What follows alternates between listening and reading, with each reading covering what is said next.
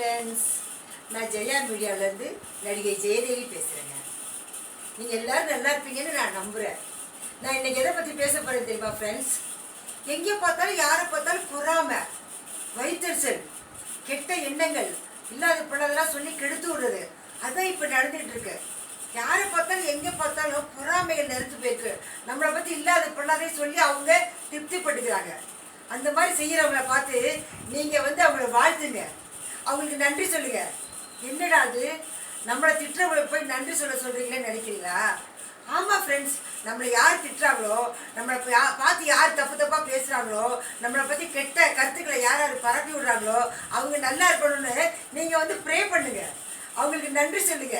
ஏன் தெரியுமா, அவங்க அந்த மாதிரி திட்டும் போது, நம்மளை வெறுப்பேற்றும் போது, நம்மளை அவமானப்படுத்தும் போது, நம்மளை இன்சல்ட் பண்ணும்போது நமக்கு என்ன ஆகுது? நமக்கு ஒரு வெறி உண்டாது. அவங்களுக்கு முன்னாடி நம்ம நல்லா காட்டணும். அவங்க தப்பாக பேசுகிறாங்களா, நம்மளை கேவலப்படுத்தி பேசுகிறாங்களா, அவங்களுக்கு முன்னாடி நம்ம முன்னேறி காட்டணும், நம்ம காட்டணும், வாழ்ந்து காட்டணும்னு வைராக்கியத்தை அவங்க தானே கொடுக்குறாங்க. அவங்க அந்த மாதிரி பண்ணலைன்னா நம்ம பேசாமல் இருந்துகிட்டு இருக்கோம் இல்லை?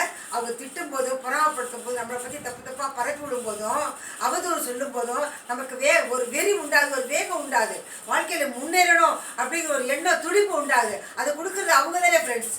அதுக்காக அவங்களெல்லாம் நம்ம வாழ்த்துங்க.